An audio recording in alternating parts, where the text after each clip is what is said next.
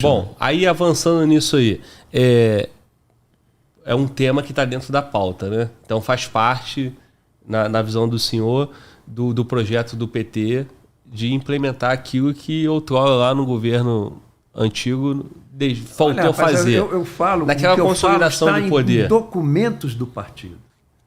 Documentos do partido. Se pegar a resolução do PT de 2014, está lá, hegemonia partidária na sociedade. Isso é uma terminologia grancista, partido hegemônico. Tá lá, não sei em que documento, se foi um mentor ideológico, um dos mentores ideológicos. Nós temos que deixar claro que nós somos socialistas e uma coisa assim, que vamos implantar o socialismo. Bom, socialismo, isso é por definição. O socialismo, ele não aceita a liberdade de pensamento, a liberdade de expressão. Não vamos confundir socialismo marxista com fabianista. O socialismo fabianista, ele quer chegar ao socialismo através da sociedade capitalista. Essa é a ideologia típica da parte ideológica de um PSDB. Eles são fabianistas, ligados ao diálogo interamericano, tá certo? Que é ligado ao movimento globalista, através da Comissão Trilateral. O PSDB é um puxadinho do Partido Democrata aqui no Brasil, né? Então, eles são... O Fernando Henrique Cardoso era membro da diretoria, ou presidência do Diálogo Interamericano. Então, você tem o socialismo que o PT, PCdoB, etc., PSOL defende, é o socialismo marxista-leninista, que usa a estratégia grancista de tomada do poder. Que se você pegar os documentos que eles têm, diz que não há socialismo sem democracia e democracia sem socialismo. Eu falei, opa, peraí, Cuba.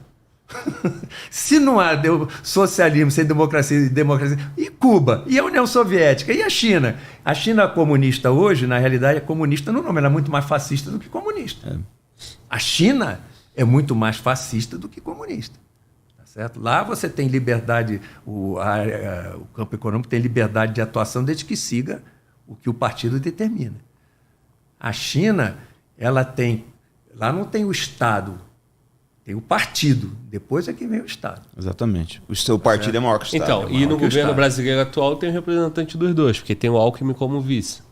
Sim. Tem o PT e foi tem o uma Alckmin frente, como vice. Porque para se chegar ao poder, o que preconiza a estratégia marxista, grancista, etc. Grancista também, marxista também, constitui uma frente política. E o que nós temos no governo é uma frente política. E eu não sei até que ponto essa frente política vai permanecer unida mais adiante. Olha, eu acho assim, né? Uma coisa é o discurso do PT, outro é agenda. Nesse caso, a gente tem uma coisa contrária. Eu acho que o PT não vai conseguir colocar tudo que eles têm assim como ideia, implantar tudo isso, mas eu penso da seguinte forma. O PT, na minha opinião, é uma realidade política que é possível do Brasil hoje em dia. Você não tem uma oposição organizada. A oposição hoje em dia ela é completamente fragmentada. É o que eu falei, não ocupa espaços. Mas o movimento do PT esses 5 meses, como é que você está enxergando? É muito cedo para julgar. Ô Glauber, você sabe qual é a minha posição, eu torço para dar certo. Tem que dar certo o Brasil. Porque a gente não pode chegar, por exemplo, eu vi o pessoal 4 anos chamando o Bolsonaro de fascista e genocida. Muito bem. Aí entra o Lula, ditador e ladrão. Quer dizer, quem que a gente quer para governar o país? Né? O Juscelino era acusado de uma série de coisas. O Vargas precisou se matar. Os militares, fama disso e daquilo. Quer dizer, nunca vai dar certo se continuar desse jeito. Nós nunca vamos chegar num lugar, eu torno a falar para vocês.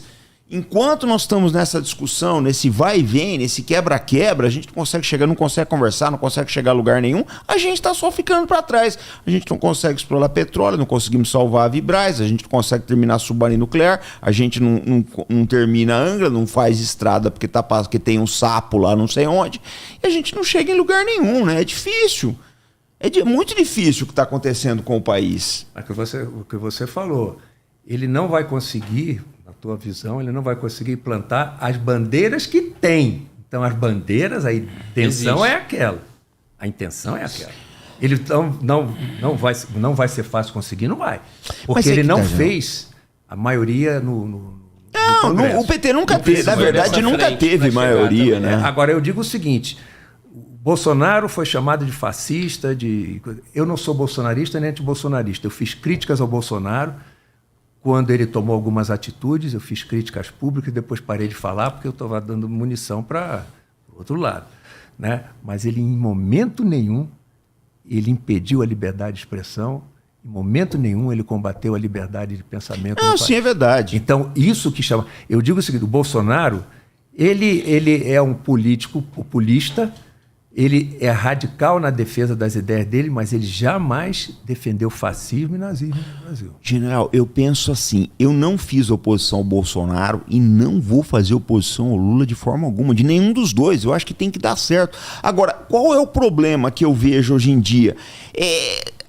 Eu acho que a oposição é necessária na medida que vai melhorando as coisas, né? Aquela crítica necessária. Eu acho isso muito importante. Agora, o problema vai ser... Você tem a direita no poder, a esquerda trava pautas desenvolvimentistas. Você tem a esquerda no poder, a direita... Pô, e não dá. Mas, Farinazzo, você disse que não vai fazer oposição ao Lula. Se ele quiser criar a Guarda Nacional, se ele quiser mudar o artigo 142, você não vai ser contra? Olha, eu penso assim... Você vai ser a favor? Pera aí, Geraldo, deixa eu chegar lá. Deixa eu molhar o bico. Deixa eu molhar o bico. Eu acho que certas pautas não vão avançar. A da Guarda Nacional é uma delas. Eu acho que isso não avança. Agora, eu vou dizer uma coisa para o senhor. O 142, pelo que eu vi nessa última oitiva na Comissão de Defesa Nacional, que foi acho que dia 17 de maio, se não me engano, ele vai avançar. Até porque, inclusive... Mas você é a favor? Da modificação? Eu não sei o que está se propondo. O que não pode é ficar... Olha, o que não pode... Eles querem tirar a Força Armada da garantia da lei e da ordem... da garantia dos poderes constitucionais. O que não se pode... Vai ser só a defesa da pátria. Peraí. O que não se pode é fazer o que aconteceu nos últimos meses, de jogar uma falsa esperança para a sociedade de que os militares iam intervir num processo político e depois deu todo esse problema e o Exército está pagando o ônus hoje. A gente não pode mais arcar com esse ônus. Eu não estou discutindo isso. Eu estou discutindo o seguinte, você disse que não vai fazer oposição ao... Não pretendo. Mesmo se ele quiser implantar a Guarda Nacional, mesmo se ele quiser mudar o artigo 142, eu não acho que mesmo se ele quiser não explorar petróleo na Amazônia, mesmo que ele diga que a Amazônia não é nossa, acho que o Lula... Mesmo que ele diga que a Amazônia não é Pera aí, general, o senhor não espera eu molhar o bico. Eu acho que o Lula é a favor de exploração de petróleo lá. Eu vejo dessa forma. Agora, uma coisa é certa, gente. Não, você acha, mas o movimento que você está vendo dele... O movimento que eu estou vendo aí, eu acho que a Marina é um atraso para o governo, eu acho que aquela Sônia Guajajara é outro atraso para o governo também, mas eu acho que ele não chegaria lá se não fizesse essas concessões. Agora, não sei se esse pessoal dura lá, porque você vê algumas deserções aí, por exemplo, o Randolph, foi importantíssimo essa saída dele, foi importantíssimo. Tá? Essa oposição que o Randolph está fazendo ao IBAMA, a exploração de petróleo, eu acho muito importante, porque ele é um cara estridente, ele vai conseguir mudanças. Então, agora o jogo é esse daí, porque o que acontece é o seguinte, ninguém vai ter poder, do jeito que as coisas estão montadas hoje, general, o senhor sabe do poder do globalismo aqui dentro, ninguém vai ter consenso, você vai ter que negociar. Agora, precisa ver até que ponto ele consegue fazer uma negociação que preserve os interesses nacionais. Não tem dúvida que vai ter que... Agora, o que se vê também, e muito... Olha, esse caso do 142 é mais sério do que o senhor pensa, porque muita gente que era da base do Bolsonaro está voltando a favor da modificação do 142. Nessa comissão, nessa oitiva que teve no dia 17 de maio, apareceu isso. Então é uma questão... E muita gente está fazendo, está votando... Mas eu não me incomodo com o Bolsonaro.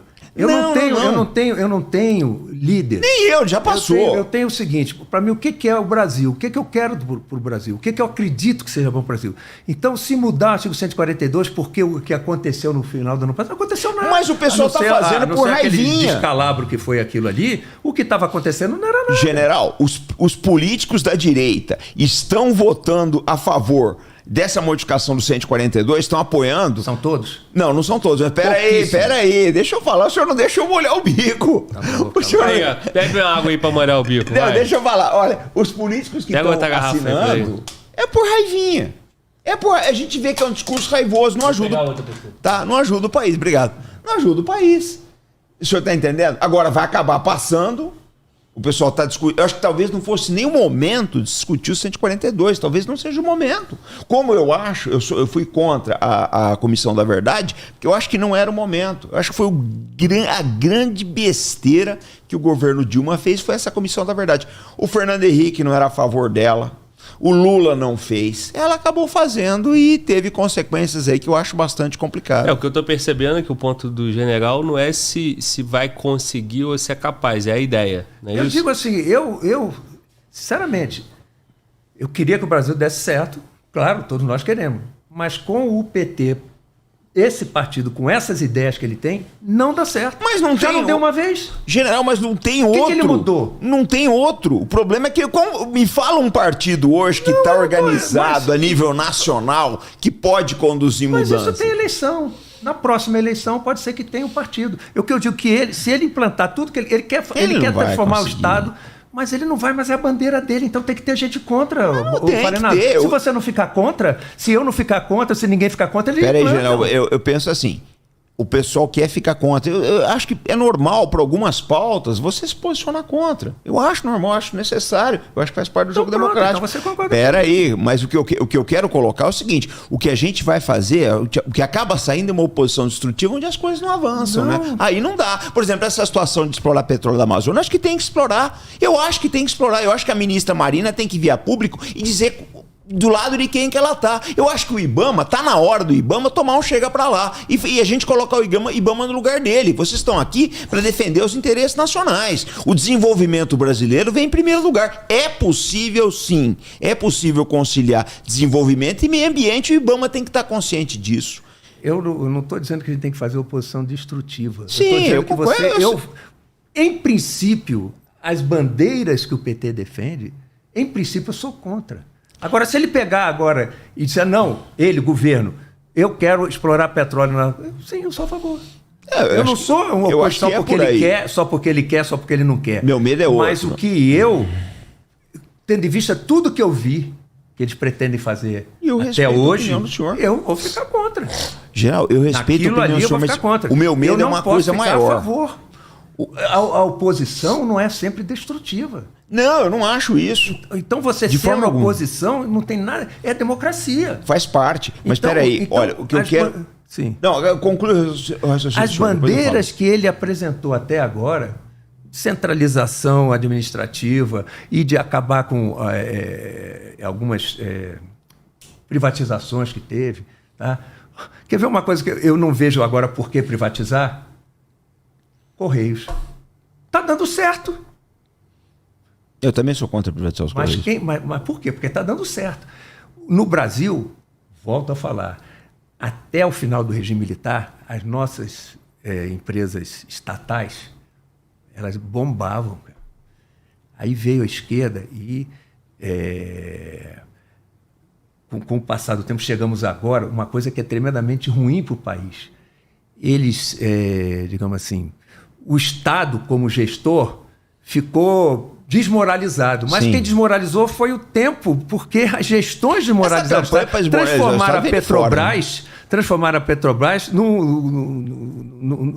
em algo que tinha que ser privatizado, etc, etc. Por que o Estado teve estatal até um determinado período e, de repente, ficou ruim? Ficou ruim por causa de gestão.